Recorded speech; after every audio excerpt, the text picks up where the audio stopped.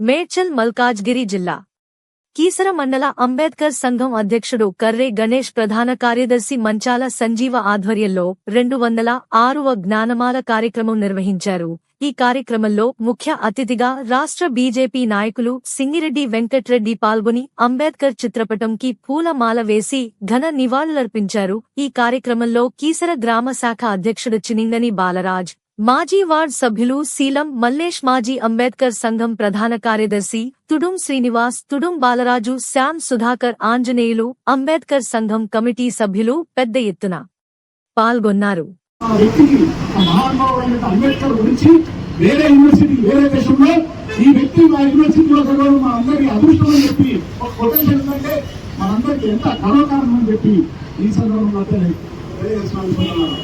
ఈ విధంగా మన అంబేద్కర్ గారి యొక్క జీవితం ఎన్నో కష్టాలతో ప్రారంభమైంది. ఆ రోజుల్లో దురదృష్టవశాత్తు మన యొక్క దేశంలో కొన్ని తప్పులు జరిగినాయి. మనలే కొంతమంది మన సోదరులను పక్కన పెట్టి కొన్ని ఇబ్బందులకు గురి చేసిండు. ఆయన అన్ని అప్పుడు కళ్ళతో గమనిస్తున్నాడు.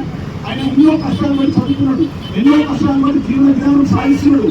ఆ రోజులలో ఆయన ఇంకా ఏదైనా స్వార్థానికి పోతే, ఏదైనా డబ్బులకు ఆశపడో, ఏదైనా పదవులకు ఆశపడో, ఈ యొక్క దేశంలో పరాయి దేశస్తులు పరిపాలిస్తున్నప్పుడు ఈయన యొక్క గొప్పతనాన్ని చూసి, ఈయన యొక్క తెలివితేటలను చూసి వాళ్ళు ఆహ్వానించుకోవాలి.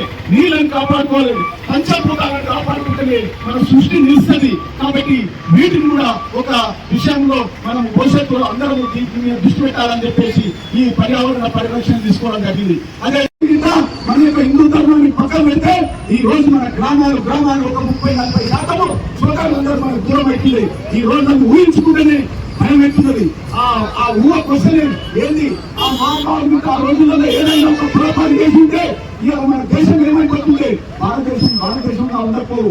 ఈ రోజు కాశ్మీర్ నుంచి కన్యాకుమారి వరకు భారతదేశం అంతా ఈ యొక్క ఐకమత్యంగా అఖండ భారత్ గా హిందూ ధర్మంతో ఉంటుందంటే ఆ రోజు గాంధీ మహర్షి, వేదవ్యాసుడు, అదేవిధంగా స్వామి వివేకానంద, అదేవిధంగా శంకరాచార్యులు, ఆ మహానుభావులు ఏ విధంగా ఈ ధర్మం కోసం తమ మన శరీరాన్ని మొత్తం అంకితం చేసిందో ఆ రకంగానే మన బిఆర్ అంబేద్కర్ కూడా అదొక రకంగా ఈ హిందూ ధర్మం కోసం ఎవరైనా ఆత్మ కోసానికే మాట్లాడతాం.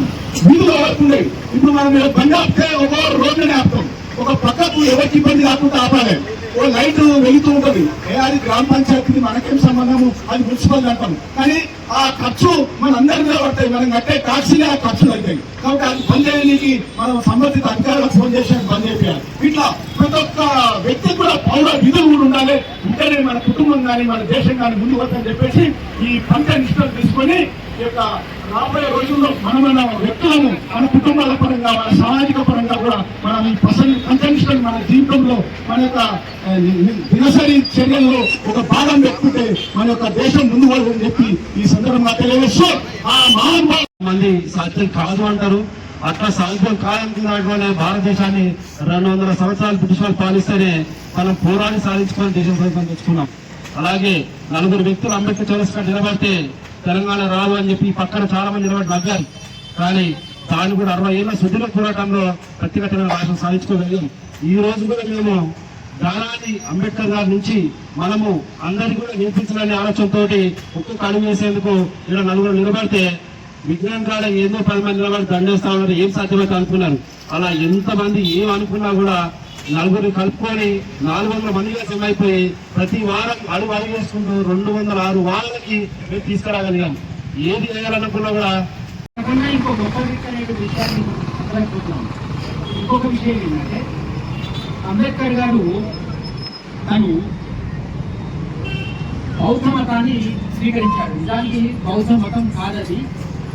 ఆయన మన భారతదేశంలో ఉండేటువంటి అన్ని మతాల్లో ఉండేటువంటి ఒక అస్పృశ్య భావన ఏదో దానికి విసిగి వేసారి ఏ ధర్మాన్ని అనుసరిస్తే బాగుంటుందని ఆలోచించి చివరిగా ఆయన వెతికి బౌద్ధ ధర్మాన్ని స్వీకరించారు. ఇక్కడ అందరూ కూడా మతం అంటారు. బాగా గమనించండి, మతానికి ధర్మానికి చాలా తేడా ఉందండి. మతము అంటే ఎలా ఉంటుందంటే నేను చెప్పేది మీరందరూ ఫాలో కావాలి అని చెప్పేది మతము. ధర్మము ఏంటంటే నువ్వు ఎలా జీవించాలో చెప్పేది ధర్మము. అంటే ధర్మంలో మాతృదేవో భవ, పితృదేవో భవ, ఆచార్య దేవో భవ, అతిథి దేవో భవ ఇన్ని వేదంలో చెప్పినటువంటి విషయాలు సమాజానికి కానీ ఇప్పుడున్న మన వర్గీకరణ కానీ దేనికైనా కానీ ఆయన ఆశయాలే గుర్తింపు. ఆయన ఆశయాలను ముందుకు తీసుకెళ్తే కానీ మనం వేరే పని చేయాల్సిన అవసరం లేదు. దాంట్లో ఏదైతే ఉందో ముఖ్యంగా విద్యకు సంబంధించిన దాని మీద మనం ఒకసారి ఫోకస్ చేయాల్సిన అవసరం ఉంది. మరి స్వచ్ఛందంగా మన కీసర మండల అంబేద్కర్ సంఘానికి నేను ఒకటే విజ్ఞప్తి చేస్తున్నాను. మన మండల కేంద్రంలో ఉన్న విలేజ్లలో ఏదైతే ఉందో విద్యకు సంబంధించి కొంచెం సంస్కరణలు అవసరం ఉన్నాయి. విద్యకు సంబంధించుకుంటే మన కొంచెం డౌన్ పీపుల్ ఎవరైతే మన వర్గాలు ఎవరైతే ఉన్నారో అండర్స్టాండింగ్ వెళ్ళలేకపోతున్నారు. డిగ్రీ కానీ ఆ పై చదువు కానీ ఇంకా ఎక్కువ చదవలేకపోతున్నారు. వాళ్ళు చాలా మంది 10వ తరగతి లేదంటే 10వ తరగతి తక్కువ స్థాయిలో డ్రాప్అవుట్ అవుతున్నాయి. వాళ్ళు ఎవరినైతే గుర్తించి వాళ్ళని ముందుకు తీసుకెళ్లి అలాంటి ఆశయాల్ని ముందుకు తీసుకెళ్తే ఇంకా బాగుంటుందని చెప్పేసి నా ఉద్దేశం. ఇక్కడ రెండోది వచ్చేసి ఏదైతే తెలియదో దాని గురించి తెలుసుకోవడమే జ్ఞానమాల. అది అంబేద్కర్ గారి గురించి కావచ్చు, సొసైటీ గురించి కావచ్చు, విద్య గురించి కావచ్చు, ఏదైనా సరే ఎవరైతే దాని జ్ఞానమాల అంటారు. అంబేద్కర్ గారు రాసిన భారత రాజ్యాంగం ఆయన రాసింది కదా, ఆ రాజ్యాంగంలో మనకు అనేక సౌకర్యాలు బడుగు బలహీన వర్గాల వారికి సమాన హక్కులు కల్పించడం జరిగింది.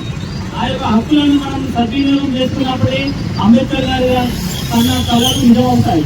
అది ఏ విధంగా అంటే భారత రాజ్యాంగంలో రాసిన మేజర్గా 2 పాయింట్స్ ఉన్నాయి. అవి నేను ఫాలో అవుతున్నా కాబట్టి నేను మీకు చెప్తున్నా. ఒకటి, మనకు ఏదైతే హక్కు కల్పించదో ఈ అప్డేట్స్ కోసం మా ఛానల్ ని సబ్స్క్రైబ్ చేయండి.